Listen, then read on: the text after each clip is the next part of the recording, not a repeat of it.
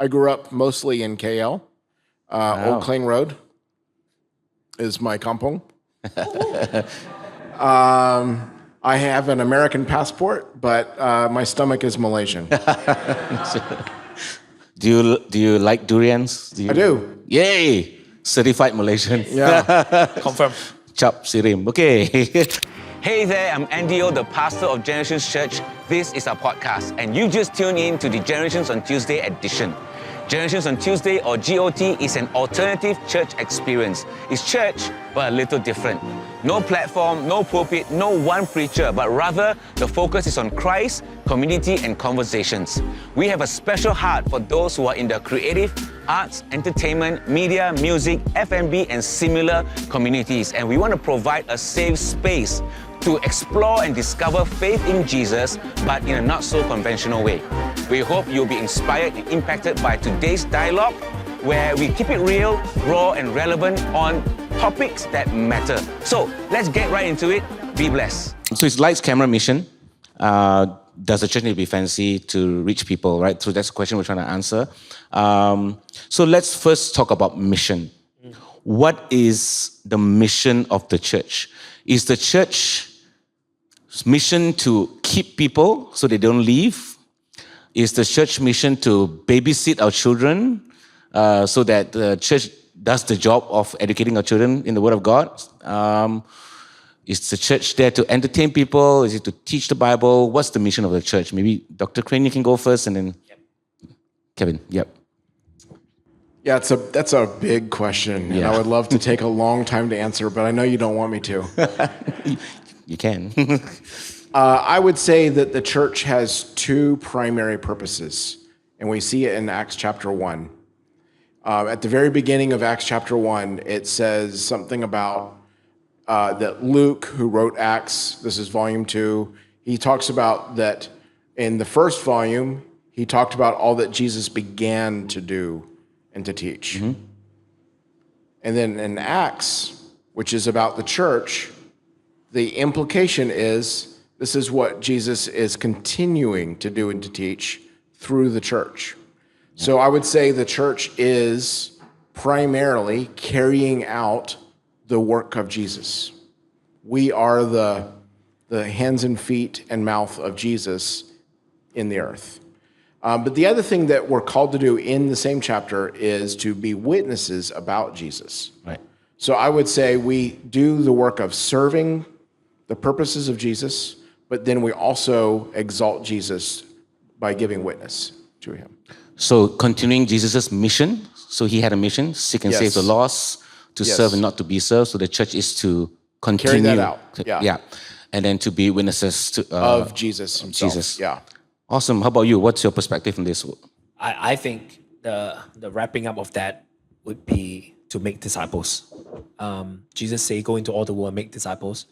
So preaching of the gospel is not complete until we extend to the point that we are disciple making. Yeah. Whether, so that's where I think the main mission of the church ought to be. So if you stop short at just presenting the gospel or just telling people about Jesus and then you leave them there, it ain't going to do much good. Yeah. To, the continual witnessing and serving, becoming like what Michael said, hand, feet, and mouth. Yeah. For Jesus, yeah. Yeah, so that's good. So it's disciple making was also the mission of Jesus, right? He came in the flesh. He didn't start a business. Well, maybe he did a carpentry for a while, right? He didn't just write a book. A book was written of him. He made disciples, right? That was his strategy. So great. I think if we ask church leaders, pastors, most will agree, yeah, of course, that's the mission of the church, right?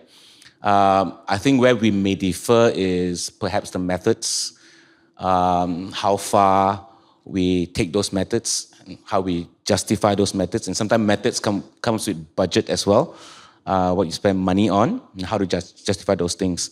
So as we slowly get into those areas, do you think the way a church looks and feels, how much do you think that affects the mission of the church. So we want to make disciples. How much does what the church feels like? Does it, like, if we have no air conditioning? I know those are like simple stuff. If we don't serve coffee, does it hinder or help disciple making? What do you think? Wow. Do you serve coffee in your church? Free coffee? No, not free lah. Not free. Okay. They have to buy. They have to buy. Okay. I don't serve free coffee. All right. I think that the concept of does a church have to be fancy and doing all these things? From where I come from, church used to be shabby. To the point, some parts are just dirty, like unclean, like just unkept. Things are thrown everywhere. Yeah. And growing up like that, it makes me feel like if my house, my own home, it's dirty and you know, the couch has got newspaper underneath and clothes and sandals everywhere, I will find it very difficult to invite my friends to come to my house.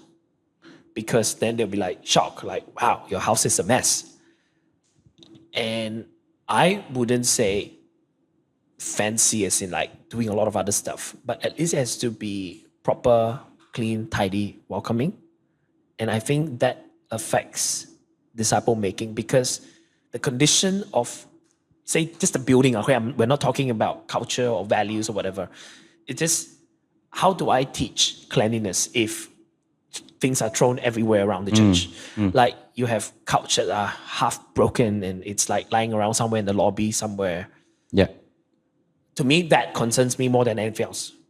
To making sure that the church is clean and tidy, to communicate that, hey, you know what, as a disciple of Jesus, these are some of the basic standards we maintain.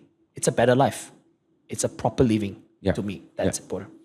So you think that how a church looks and feels in terms of like cleanliness, tidiness, communicates something to the people about the faith or what you value. So it's the message that is being sent. Yeah.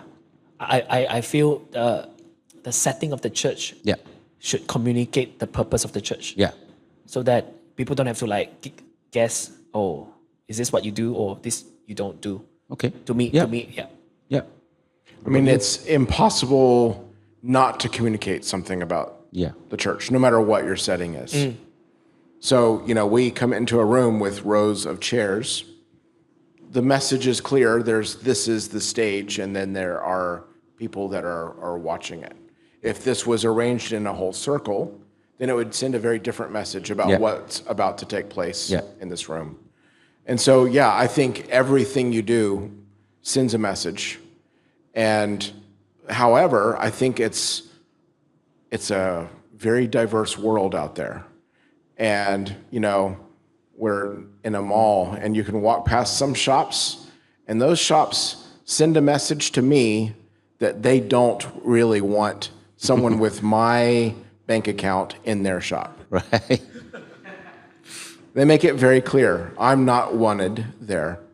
But then they make it equally clear that they do want some other people, and it does invite them in. And so I think we need all kinds of churches that will welcome and disciple all kinds of people. So I guess what we're also saying is we have to be very clear about who we're reaching, the kind of people we're reaching, and then to communicate the right message. Would you say so? I'm not sure whether it is, are we so conscious about who we're reaching? Yeah. Perhaps it is more who we are in the first place. Okay, yeah. So I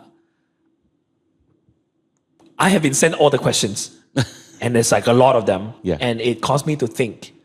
And I would love to come up with like some, you know, like, wow, well articulated answers.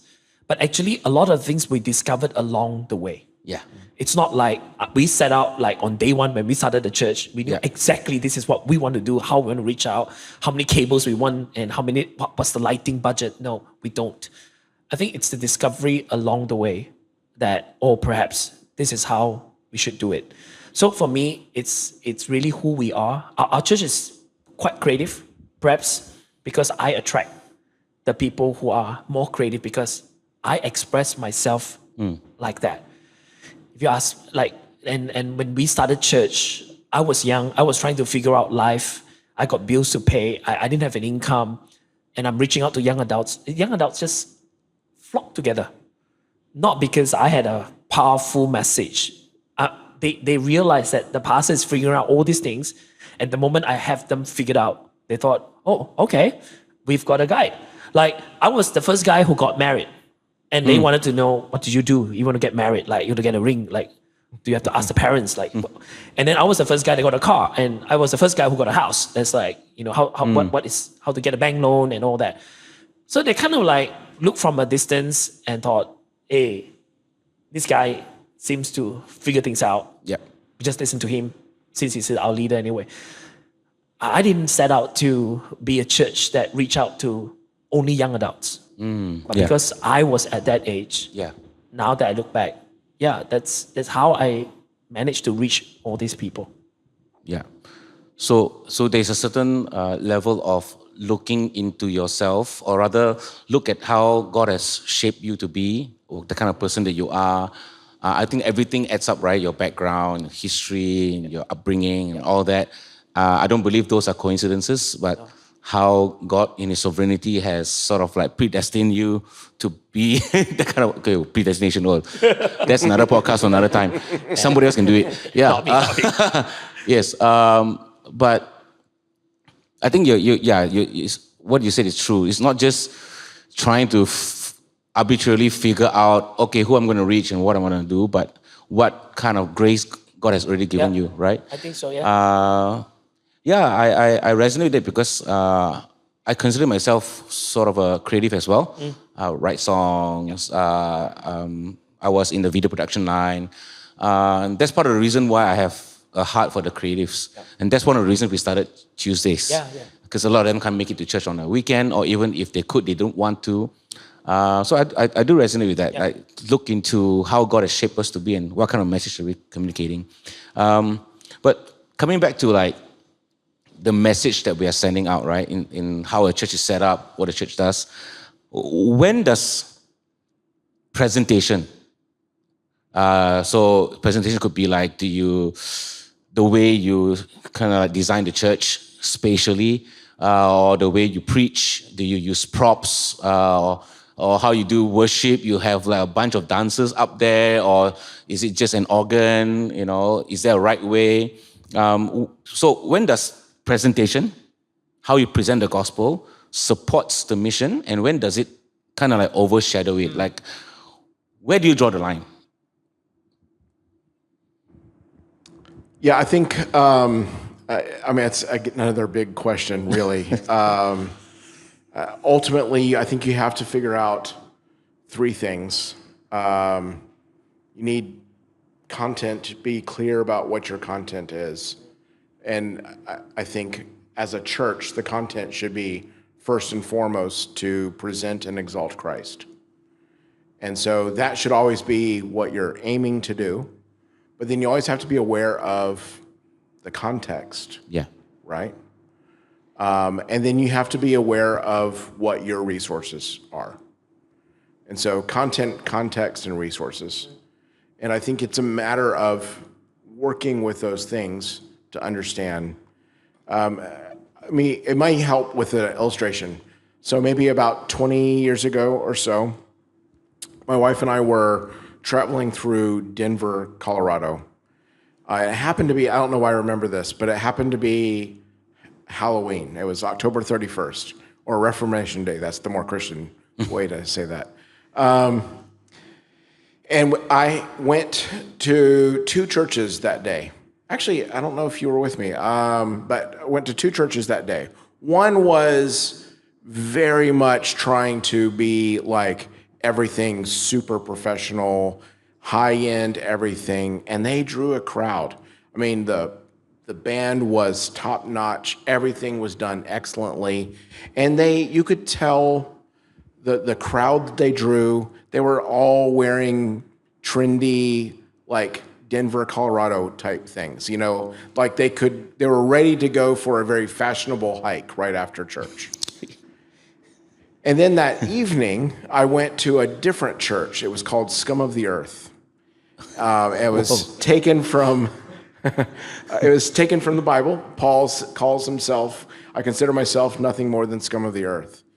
And they were intentionally trying to reach like goth kids, street kids, gutter punks. And what they would do, I mean, they just rented a hall. They would have a pile of pizza on a table, and they said, you can come and eat and leave, whatever you want to do. And then after a little while, they said, hey, some of us are going to start singing some songs together and talking about the Bible together. You're welcome to join us, but you don't have to. They started the service. The band literally stood around in a circle. They didn't face the group. They stood around a circle and played worship songs and just invited people to sing along if they wanted to. And the pastor got up. He was bodily shaped like me, not real impressive, middle-aged dude, and just very simply walked through a passage of the Bible. And the crowd that was there were goth kids, street kids, gutter punks, and what they loved about it was there was a sense of authenticity. Two churches, both reaching people very different ways. And I think we need both. We need both kinds of churches. But they're wildly different. So there isn't really a right or wrong. There are some wrongs. Yeah, so I was gonna go there. I was like, it sounds like there isn't a right or wrong, but surely there must be a wrong. There are, yeah. Where and when do we go wrong? So probably content, context, resource. But maybe so if we're off on the content, we're definitely wrong. Yeah. And I think that's a real subtle thing. I think you can say we want professional music and it be all about us, or you can have professional music and it is a beautiful expression of worship to God. And it can be, I mean, it's just such a fine line between those. One is performance for man, and one is performance to God. And I think that's ultimately, it's the heart. And I think it's so hard to just say, to identify what it is out there. But I've been in plenty of church services when you can tell someone's enjoying the stage just a little too much, you know? And then other times where, man, they're off key, they're off beat, but it is pure worship. Stressful.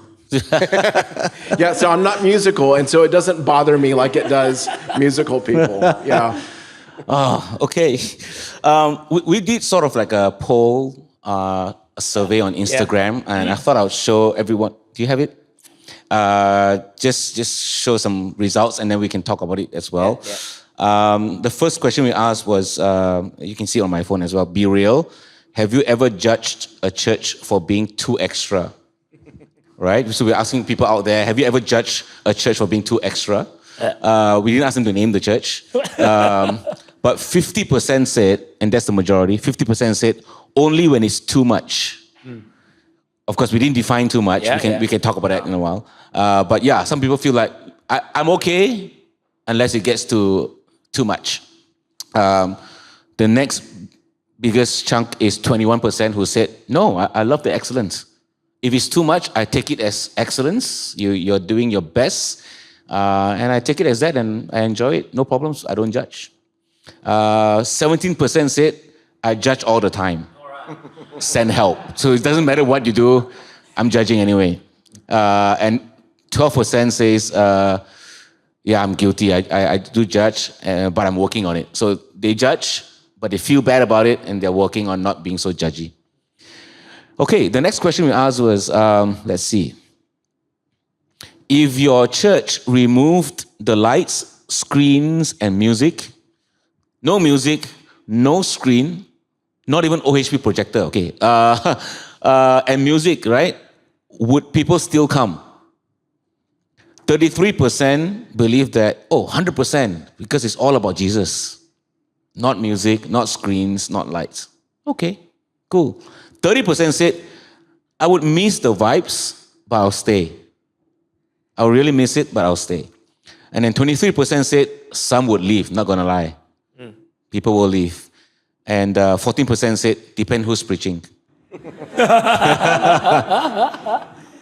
Honest? Yeah. And finally, we ask open-ended question, be honest. What's one church trend that you secretly judge? Right? Someone said smoke machines and fancy lights. Is that your church, Kevin? Of course. Okay. This person is judging your church. My smoke machine just broke, so okay. maybe not me anymore. Maybe judge you half the time. Okay. 2 months ago. Someone else said they would judge if there's seeker-friendly messages. I actually think that needs to be further defined. Yeah. I kind of think Jesus is seeker-friendly in that sense, right? He seeks out the seekers. But hide and seek. But I think I know what this person means, right? If it's only just a TED Talk and not an actual biblical sermon.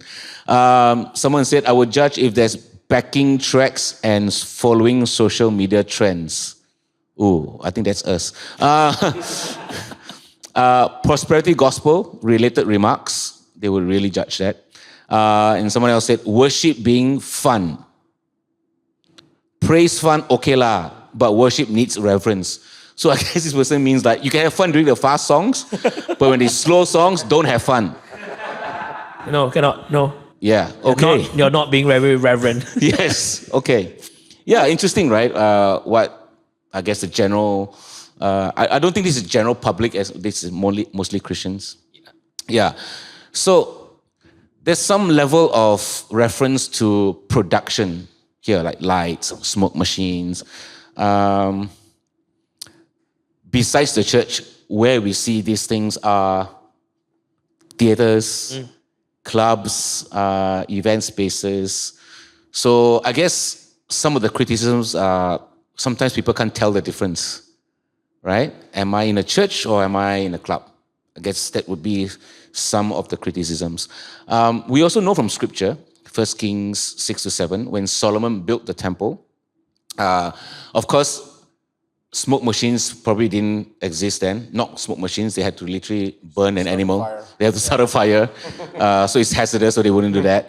But they had other expressions of lavishness, right? Golds and precious stones. That would be a pretty luxurious building, I would say, right? And if that were today, so we wouldn't put gold because that would be stolen. All right. No.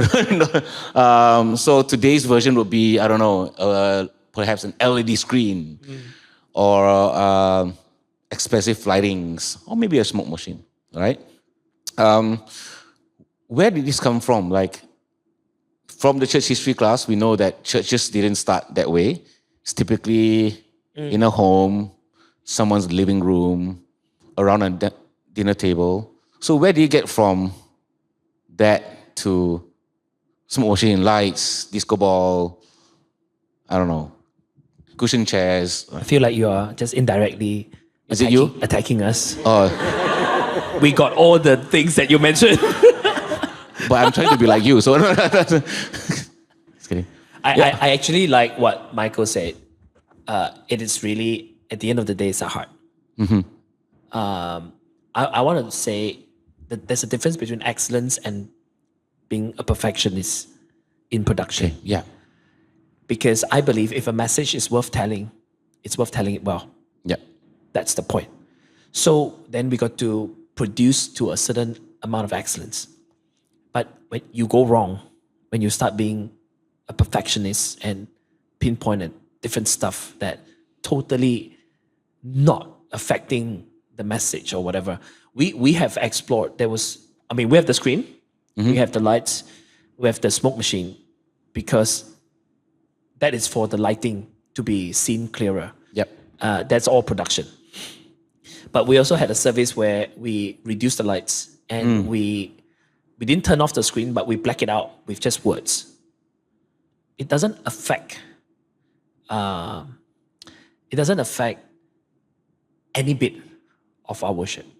But because just now when one of the questions was if there's no music, I thought I don't care about the screen because we are more, I would say, mature now. We used to think the screen is everything.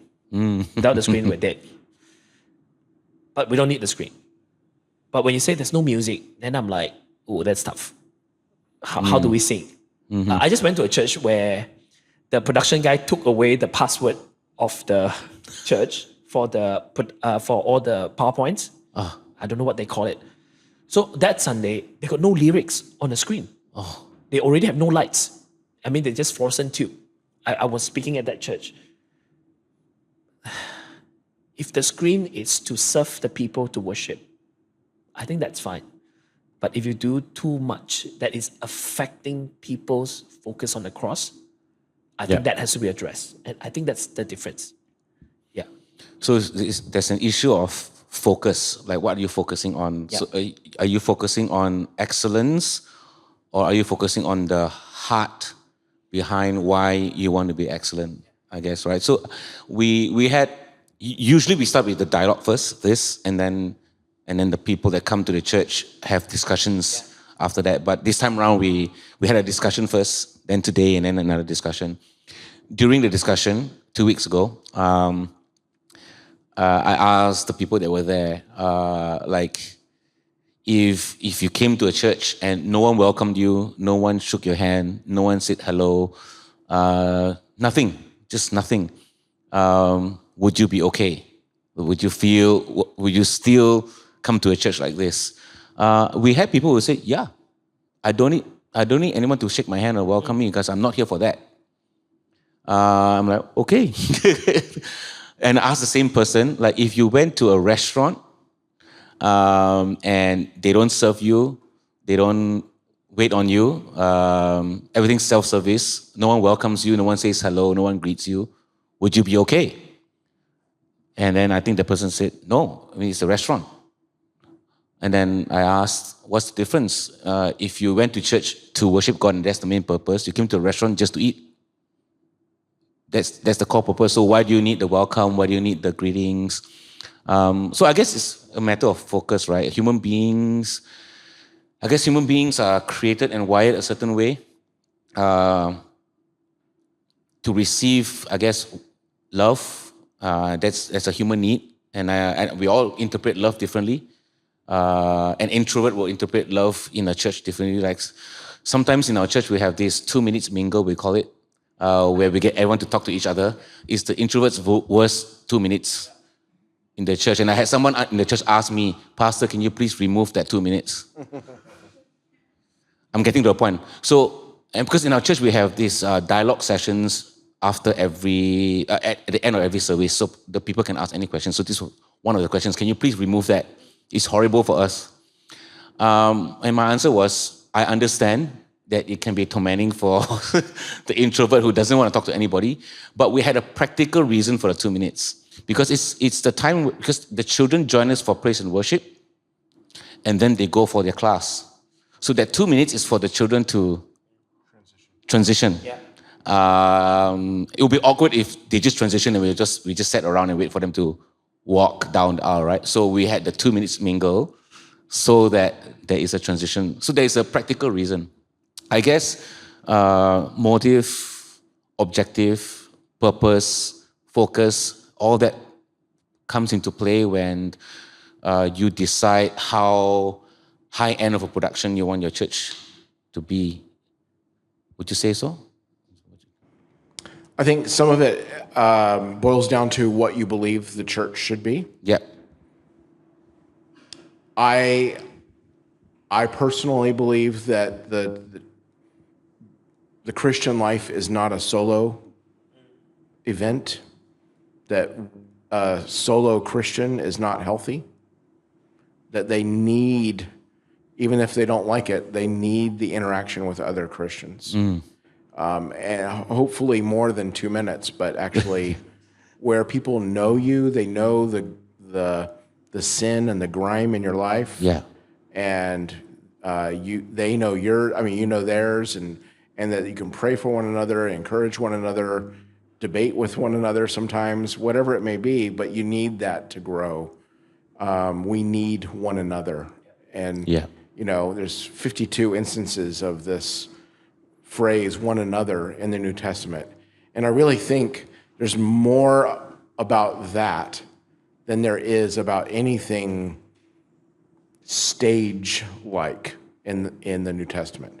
So in other words, the way we treat one another is more highly emphasized than anything related to music or professionalism or anything like that. Now, I'm not saying that there is stuff about music and we should do it well, but I think that interaction with one another, that means that we need to think through how do we facilitate that. And sometimes creating an environment that smooths things out. In other words, if you have good music, and that allows people to gather and to interact with each other well, then I think that's a beautiful thing. If it becomes perfectionism, stress, people are bickering at one another, then no. So I helped a church that was kind of in recovery mode, and for them the stage was highly emphasized in a previous era. And so one of the things that I did was like, hey, we're just going to have a guy with a guitar and just start with that for right now. Just really simplify things because the other stuff had gotten distracting. Yep. So I think it's really important to figure that out. And then I think culture also matters. I went to a church planting conference kind of thing in London. And I don't know why, but I think 3 different church planters, English church planters, said something about we can't do our church plants like they do it in America. In America, you have to have lots of high production value. They want it to be smooth. And he said, in England, no one wants that. They want it to be a little bit bumpy. They want it to be more real. And so, I mean, if I was church planting in England, I would take that to heart and understand that authenticity is a higher value than smooth production. So I think it really depends on context. Yep, I agree. Yeah. So, if you were to start church all over again, what would you do differently? After all the lessons you learned these 24 years, I'm not going to start a church here. you'll be an artist. I'm going to start drawing buildings.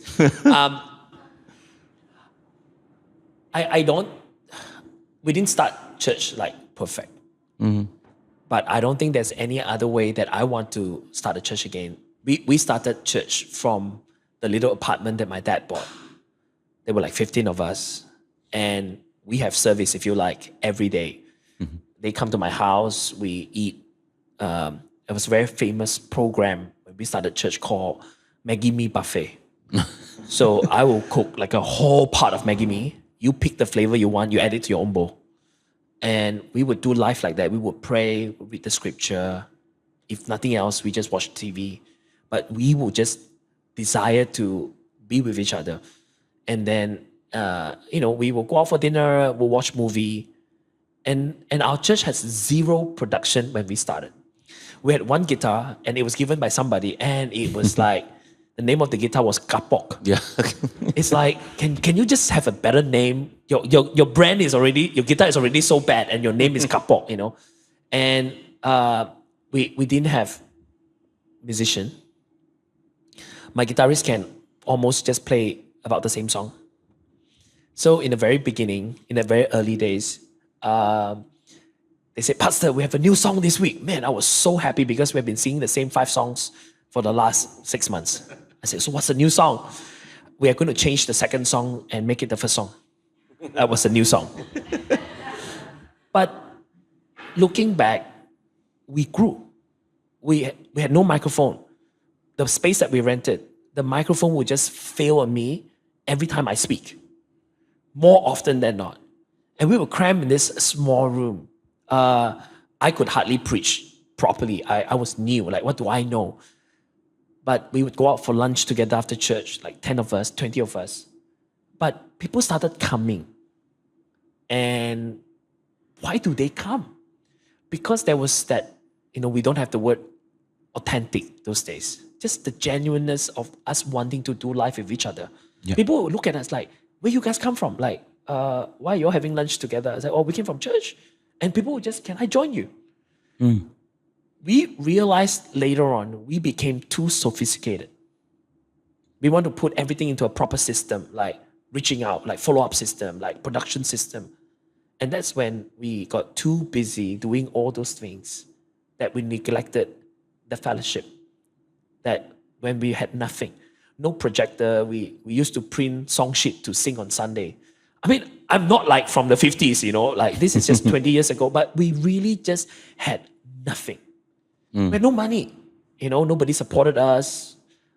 We used to collect the offering on the Sunday. I rented the space for 150 ringgit each Sunday. I collect the offering. If I have 200 bucks, I will pay the 150. The 50 bucks will be used to maybe print the church bulletin for the following week. That was how we survived. I wouldn't want to do it any other way. Because I think if I started out with the hall, lights, and everything, you probably won't treasure each other as much.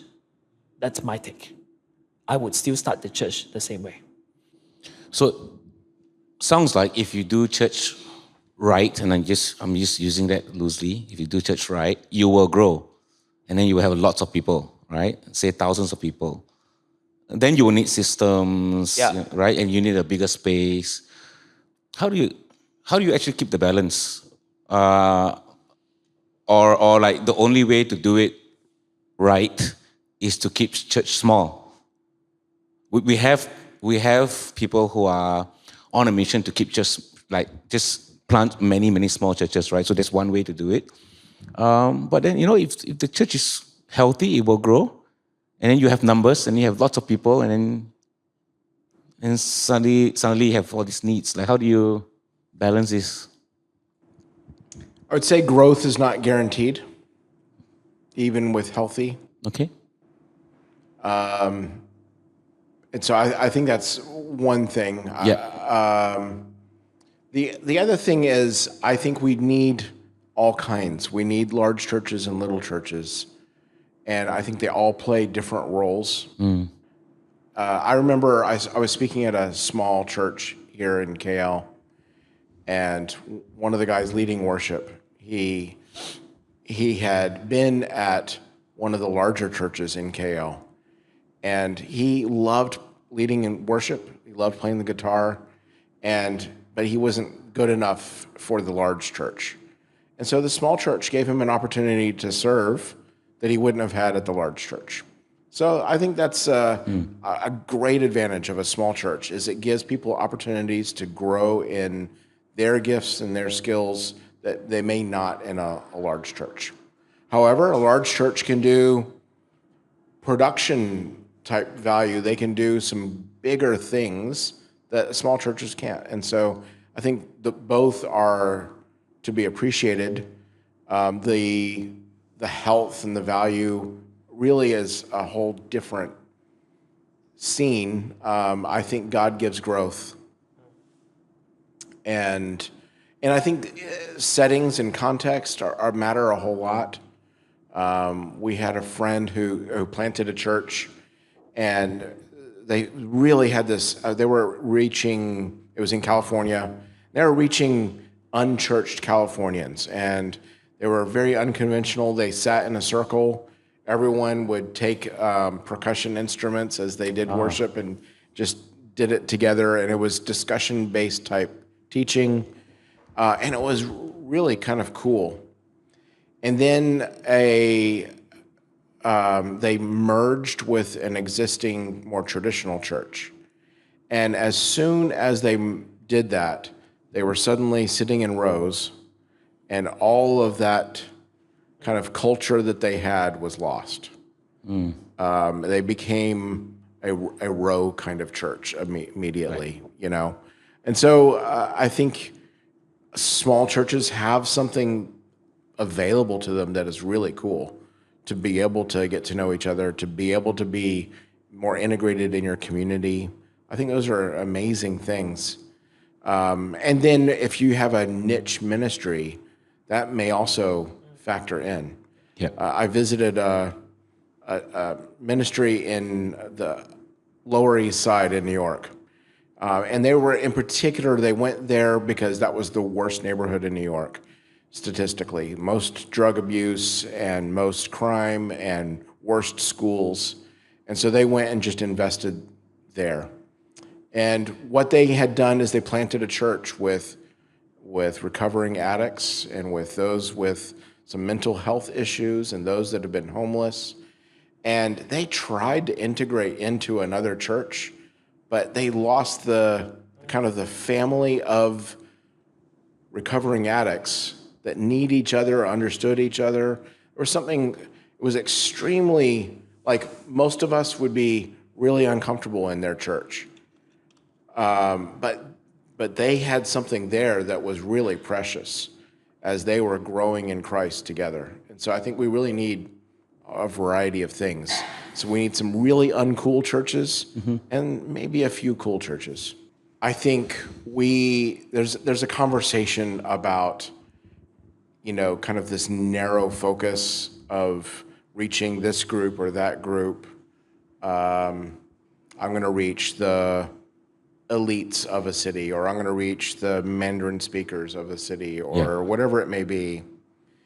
And I think there's a temptation to say that's where it's going to, you know, we have more automatic community, it's more homogenous, so therefore it'll be easier. And I don't think the New Testament says that that's where we want to stay. I don't think the church is supposed to stay that way. I think the church is always invited to go with the gospel to the nations. And that means we're always crossing boundaries and cultural barriers. And sometimes that means welcoming in a different way. It means finding ways to move out of comfort zone. And so I think that's on all churches, no matter what language they use, no matter what subculture or niche they're in, they need to be able to cross over. Yeah. So for generations, we have a focus to reach the next generation, young people, right? And there are a lot of assumptions about young people, right? But maybe one of the assumptions is they need fancy, they need the attention-grabbing kind of songs or whatever. But do you think that's necessarily true? From what you see, from your work with the young people, do you think those assumptions are necessarily true? Like without the lights and without the smoke machines and without the screens and without the production, that young people are generally not drawn to the church? The answer is yes and no. Awesome. Great. That helps. Here, I'll give a quick explanation, and then I'll let Brother Kevin answer. Yeah. I think, particularly, this is where the urban comes in. Okay, so particularly in cities, we are more and more hardwired. I think, regardless of generation, more and more hardwired to make choices.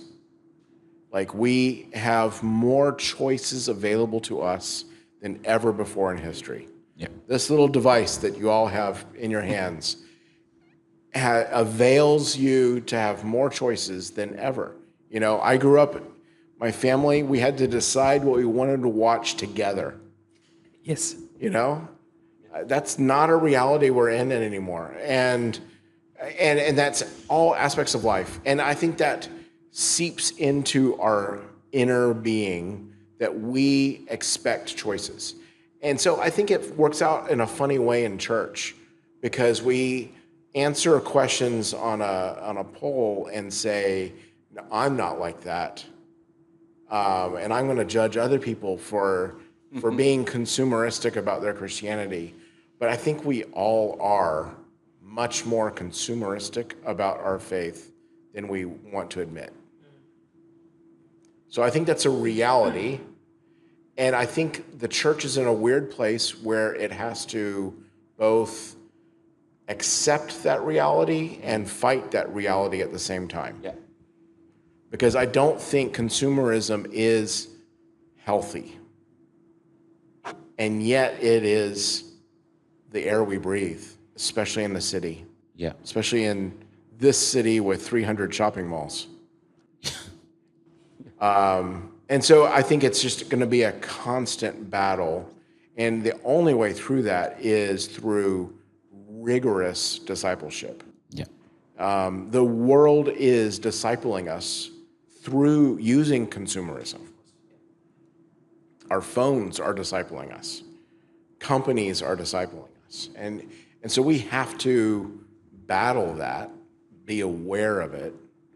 At the same time, so I think I think there are people that react to all of this, to the inundation of sophisticated, high-tech,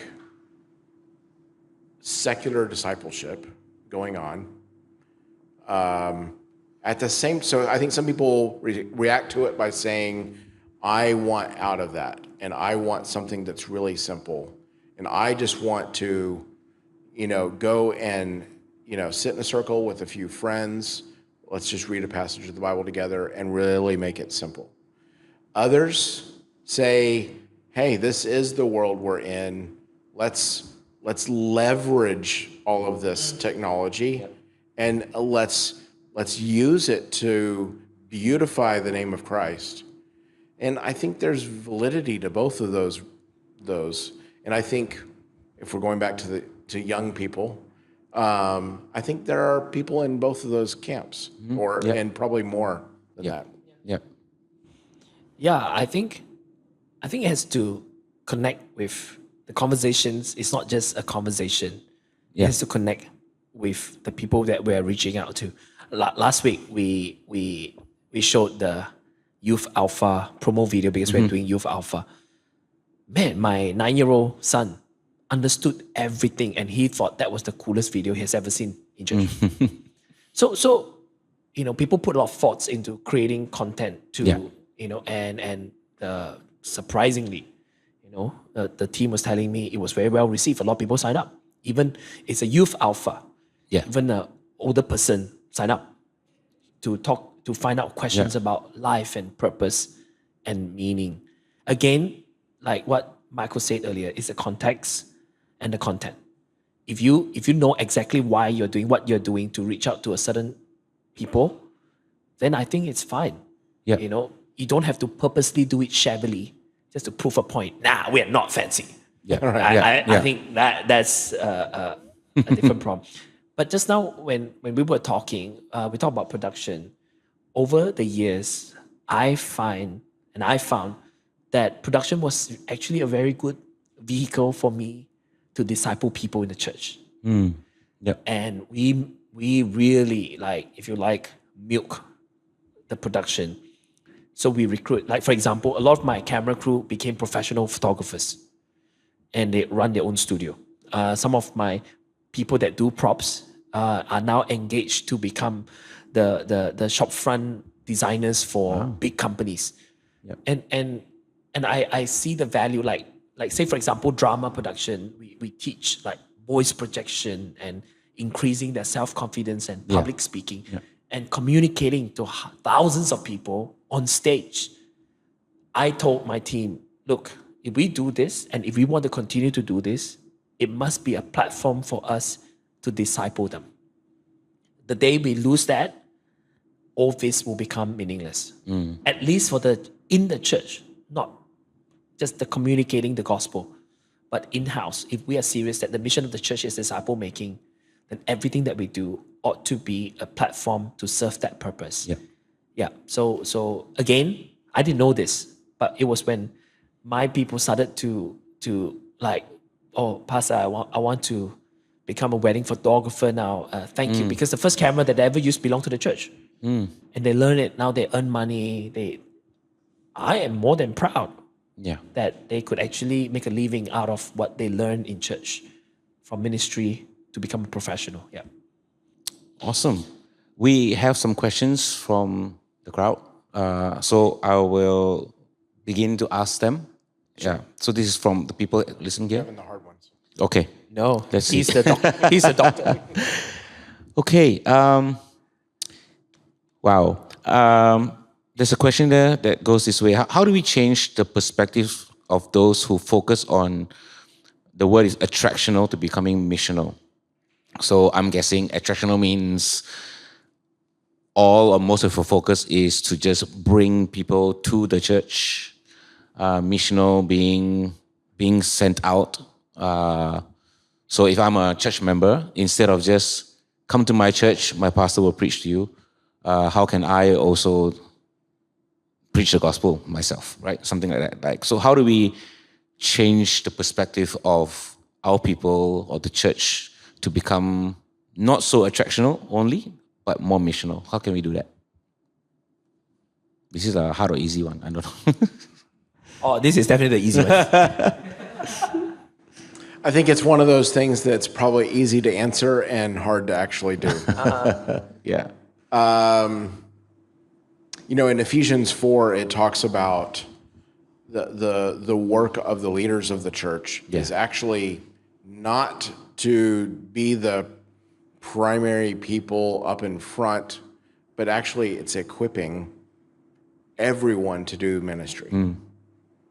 And I think Christianity is its most vital when just everyday Christians are so excited about Christ that they just share. You know, like the way Malaysians do about a new nasi lemak place. You know? Yeah. That kind of excitement. And so like the early church, you know, and you're in my church history class, the early Christians, they were excited about the gospel, that it says they gossiped the gospel. Yeah. In other words, it was the hot news that they wanted to share. And my favorite baptisms in our church currently are when I know that it was church members that began this conversation with the person being baptized, and that's where the gospel entered into their lives, not by coming and hearing it in the church, but by seeing just believers sharing this. And I think that ultimately people, I mean, there's a fair amount of research on this, that people don't necessarily just believe a stranger. And if you invite someone to church, who they're listening to is a stranger. They're more likely to believe someone that they have some built up capital with and have some trust for. So we had a friend who worked for a bank here as a financial analyst. And he was just talking about going to lunch with the group of financial analysts. And at some point, someone stopped the conversation. He said, you know what, you seem like a smart guy. You're a financial analyst along with us. Why do you believe this stuff about Jesus? That's not a conversation they're going to ask a pastor. That's a conversation they're going to ask a respected colleague. And so I think ultimately it's about casting vision for people to see their potential as a conduit of the gospel. Awesome. Something to add? Yeah, I think it's just a two-step program. If we ask any church leaders or pastors, they wouldn't want either or. Why don't we just do both? Yeah. Just do the extractional well, Christ-centered, and then do the missional well, world-sending. Yeah. It's just 2 steps. We shouldn't have to choose. Yeah. Because if the gospel is truly life-giving, why shouldn't it be attractional? And if it is truly life-giving, why shouldn't our people be missional?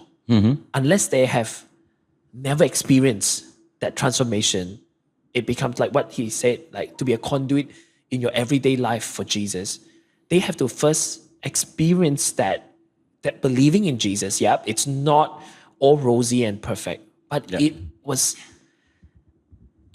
ultimately good. So good that I want to tell you about how my life was changed as a result of Christ in me. And I think if we just preach this too well and teach them how to communicate the gospel in such a way that you don't bash people, you don't like belittle other people's faith, but you present what Christ is to you, what he has done. It's two-step program. Can I add a quick story? Yeah.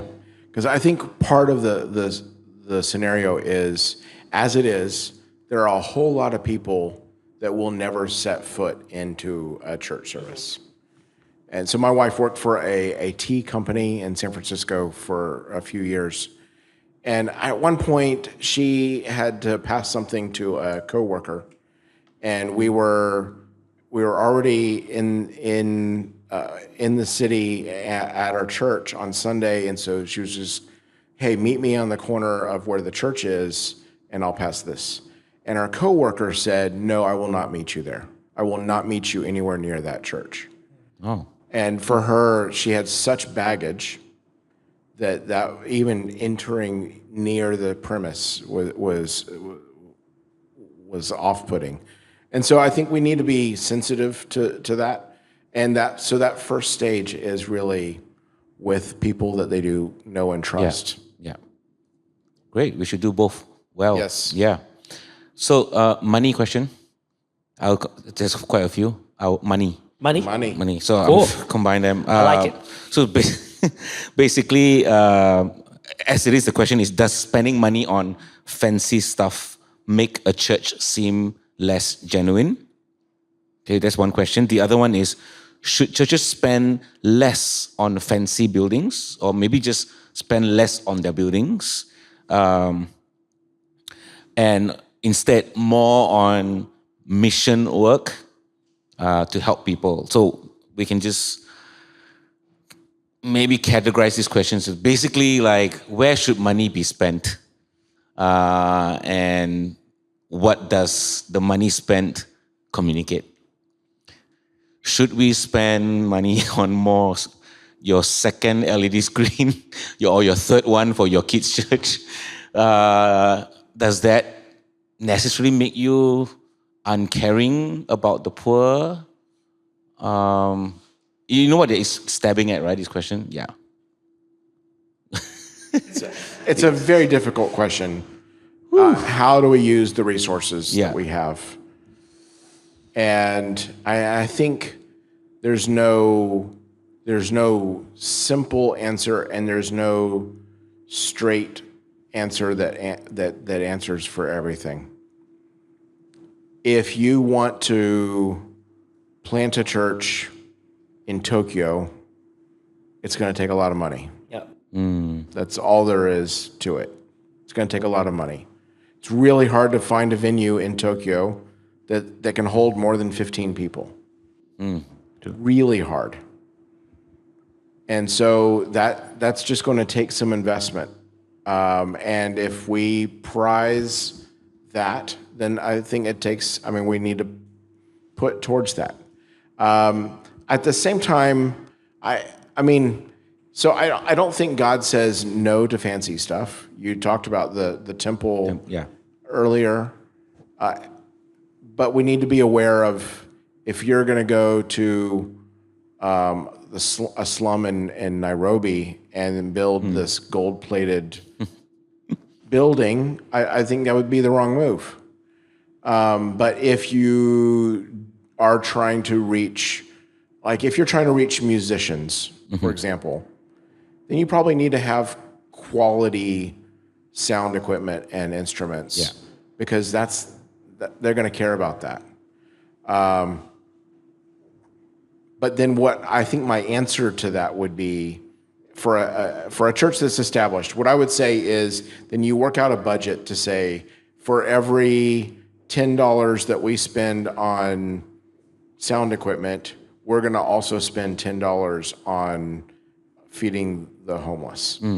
Or work out something. It doesn't have to be exactly like that, but find a way to always keep your heart bent towards those with need, and how does the church serve those in need, even if you also have some needs to help cater to the professionalism. Yeah.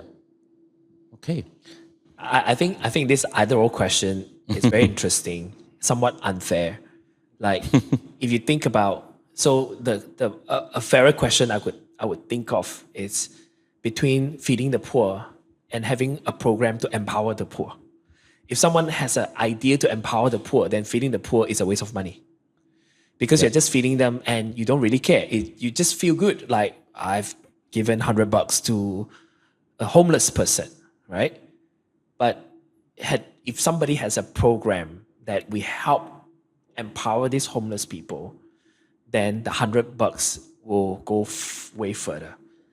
And I think it's the wisdom of the church, what they are called to do. Michael said, like, if you're reaching out to musicians. Yeah. I was being asked that question point blank by a pastor before. Why do you spend so much money on buying this building? It should have been given to the poor. I already bought the building. Why do you want to say that, right? Like, but I was just thinking, right? If I didn't buy the building, I don't have resources until now. I am that poor person today. So sometimes I think Christians just come to a point, we just like to pick things and like, why did you get a church building? Yeah. Then where do I house the people? If I don't get the church building and the church is growing, I keep paying rent, then I'm also enriching somebody else. So it's like so many facets to that discussion. Like, you cannot just say, then why do you pay staff? If you compare this church staff salary with another church staff salary, yours is way higher than the other church, then you're also wasting the money. Why do you pay so much? Why don't you give it to the poor? If it has to be something that is very intentionally designed, what we actually want to do with the people that we're reaching out. For us, for example, we have a medical clinic called Our Tree. We serve refugees. But we just cannot come to a point where the church just keep paying for the refugees. The clinic itself should make money. So once they start making money, they are generating income.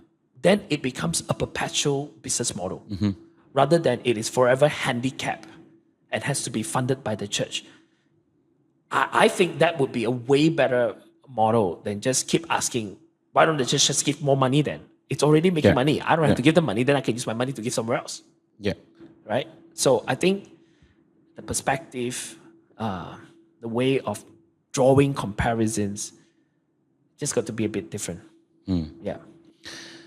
Yeah, I think that's why we have all kinds of churches for all kinds of people, because even in one city, because one church can't do everything, right? That's right. So say I'm a church that feeds the poor, and then someone in my church will say, why don't you also build houses? Then we're like, oh yeah, that's true. Okay, let's put some budget there. Oh, then why don't you also give education? Oh yeah. Then if you spread too thin, you don't achieve anything. Can I just jump in with one aspect of this?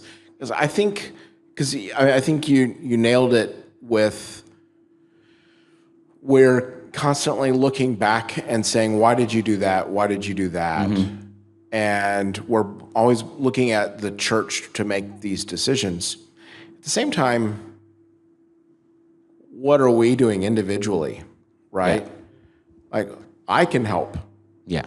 Feed someone. I can help someone that has a medical bill, And so instead of blaming the church, like, if you think it's a problem, help address the problem. Yeah. That's a good point. And so let the church sometimes needs to take care of the, church salaries. I can't tell you how many times I've heard pastors frustrated because the church won't pay them very much. And they'll say things like, we want you to learn to rely on the Lord. Yeah, you all laugh. And at the same, the people saying that they're not learning to rely on the Lord. So it's an unfair It's a thing. lesson for you because you are full-time. Yeah.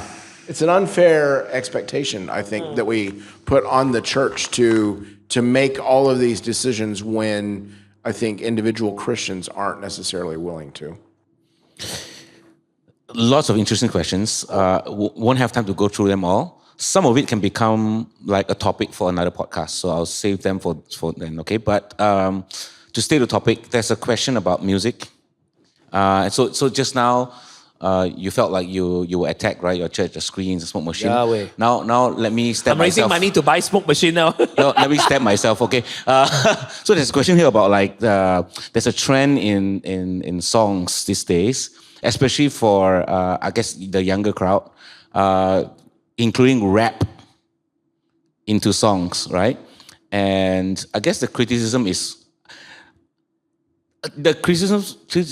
come from people from a certain era. Like they even named it here. I'm a millennial from the Hillsong Planet Shakers era, right? Wow. And what they're saying is when the rap part comes, right? We don't know what to do because we can't rap, and we don't know what to do. So the question is it helpful or is it should it be included? Should rap be banned from churches? Is it from the devil or like? I've got two sons who really love rap. He's now attacking you, actually. Yeah. No, we do rap in the church. Yeah, I think over the centuries we have argued about every new kind of musical expression. And over time, we look back and we think that's really silly. Like there was a point in which hymns were controversial because they were using bar tunes that should have no place in the church. And I think, again, it goes back to the heart, right? Yeah. The scriptures are full of instances where what God is pleased by is the heart. And some of the people are doing all of these things, making grand sacrifices, but if their heart is not towards God, it smells terrible to God. Yeah. And at the same time, things that we might say, oh, that is not a worthy thing, but if the heart is towards God, I think God sees it as beautiful. And even if you don't like rap, I think if the heart is genuinely towards God, I think God receives that as worship. Yeah. Yeah, right? I mean, I guess if God would accept someone who sings out of tune. Country music, however. Yeah, I agree. Just kidding. Yeah. Ooh. Yeah. Yeah, I mean, if some of it is art. The language used in rap lyrics. I think that's one we sing. You won't let me drown because you're my flotation. You won't let me thirst because you're my hydration. Like it's not in the Bible, but it's. I mean, you cringe at that, but I do want to say one more thing, though. I think it's worth always thinking about what is going to help. Corporate worship, and not all music is conducive to corporate worship. Yep. And that's not just one style of music. I think some songs are really meant to be performed, and not so good for a Congregation. Yeah.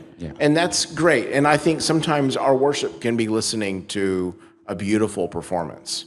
Yeah. But I think we need to think through how do we lead the congregation towards worship.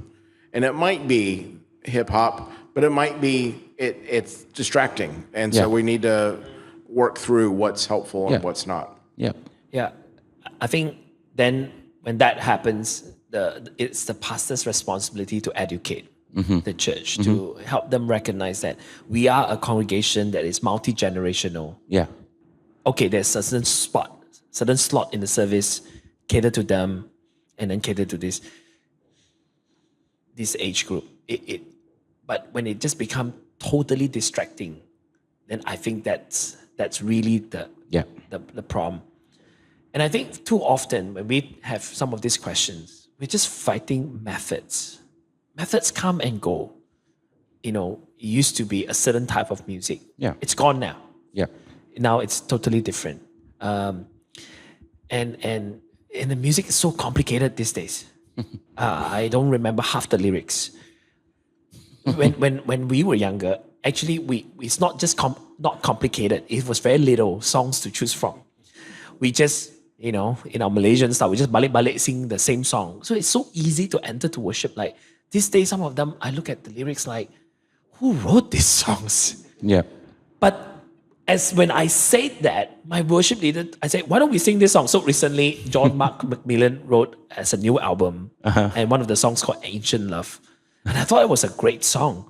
So I told my worship leader, why don't we sing this song? Then he had to listen.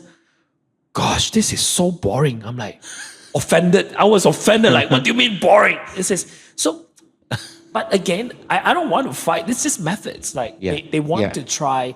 What, Maverick City, is it? Like, I don't even know like why a band called Maverick City, but they love it. I say, sure, if it helps communicate a message, draw people to worship, then why not? This shall pass. Yeah.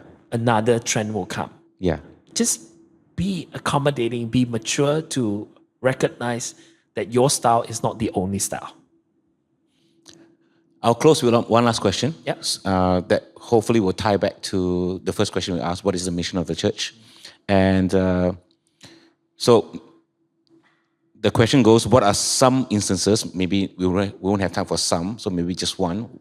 What would be one instance where you personally felt like your own church, your own community has gone too far, too fancy, too much, and how did you correct that wrong?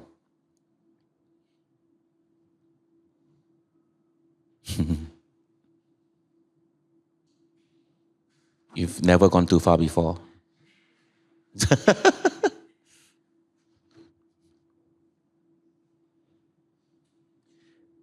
For me, I think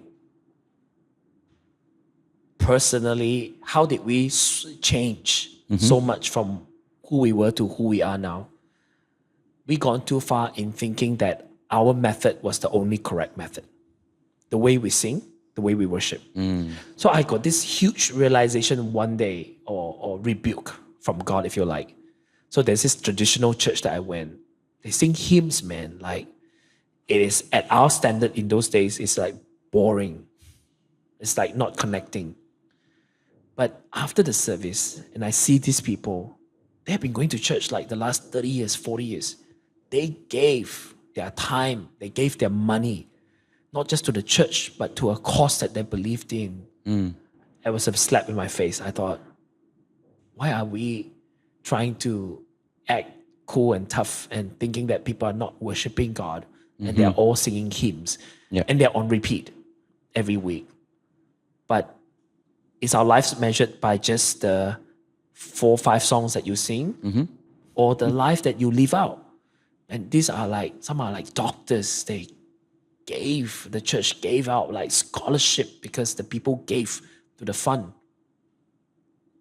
I think that's when I thought we went too far in assuming that only we know how to do worship well. And that's when we start to explore minimal lights. The screen has got no graphics. Black screen, just white lyrics. And that's it. I would love to think we are more mature in that you have graphics, fine. No graphics, we will still worship Jesus. Yeah. Yeah. Wow. I can't think of a great example. Hasn't gone too far yet. Haven't gone too far yet. I may say probably that means we haven't gone far enough. Yeah. That means we probably need to push a little bit more. There was a church that we were a part of in California at one point that they just, you're talking about PowerPoint backgrounds, and they had this like, it was like constantly, like it was filmed scenic shots, but it was always moving. It was like I'm suddenly drawing a blank on what's the little the camera that flies around? Drone. Thank you. It's past my bedtime. So it was like drone footage of these like beautiful like Scottish cliffs or something. I just focused less on God when I was watching those. And part of it, you start to realize, oh, there's sheep over there, and you start looking for sheep. Yeah, it was. I don't know what the intent was for that background, but I think we've gotten to the point where I think we can justify anything, but we need to not be afraid of simplifying. Mm-hmm. Yep. That's okay too. Well, if that distracts you, last week in my church, in the first song, there was an astronaut Whoa. traveling in an orbit. Yeah. And I would look at that. I was like, why? What's that? And the song was something about ran out of the grave or something. I'm like, wow. But the team was proud. They created the graphic. Great. To them, I used my skill to worship God. Okay. Yeah. Nice. But I'm like, why astronaut? Like, so if sheeps distract you, Yeah. don't visit me until I have the black screen and just white lyrics Sunday. I don't want to write a paper. You heard of and we'll close with this. You heard of the term rich people problems? Yeah. That's like your screen, you know. You have such a big screen and all you have is white words on it. That's a big waste of the screen. But only people that... But I like what Michael said, the courage to simplify. Yeah. In the early days, we cannot simplify. We must make sure every week the graphics different. Yeah. It's all got to do with security. Yeah. It feels like I'm proving a point. And, to show you that I can and I'm better. But we just come to a place where, you know what, if that's what we focus on, I think we have a long way to go to maturity in Christ. So these days, I allow them, but I also tell them, look, it's not everything. I think our intention is very much changed. They know that they can, but they also know that it's not a must anymore. Yeah. I can tell you last time, it's a must. If sheeps affect him, we're going to have a staff meeting tomorrow and rethink the waterfall, the cliff. Maybe we don't use Scotland. We just use Klang River.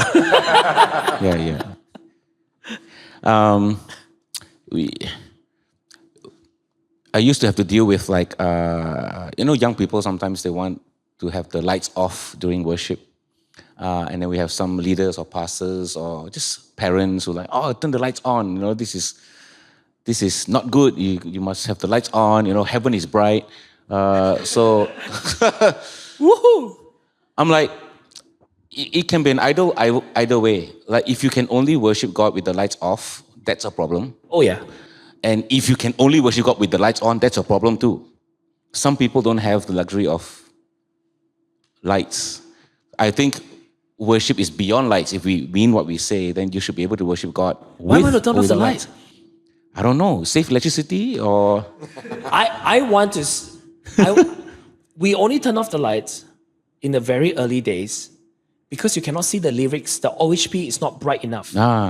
Yes. And when our screen just get brighter and brighter, I asked my lighting crew, why are you turning off the light? Sometimes it's so dark in my own church. I'm like, turn on the lights.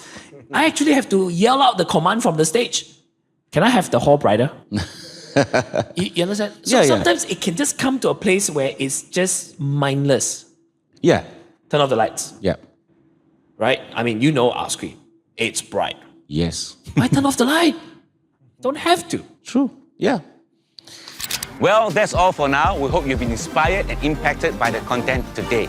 If you have been blessed by what you've experienced, well, you know what to do. Please like, subscribe, and share it with your family and friends. We love hearing from you, so please comment and do share your feedback, thoughts, or even questions and content ideas. Search, follow, or tag us on social media at Generations My. For more information, check out bit.ly/generationsmy. Until next time, God bless.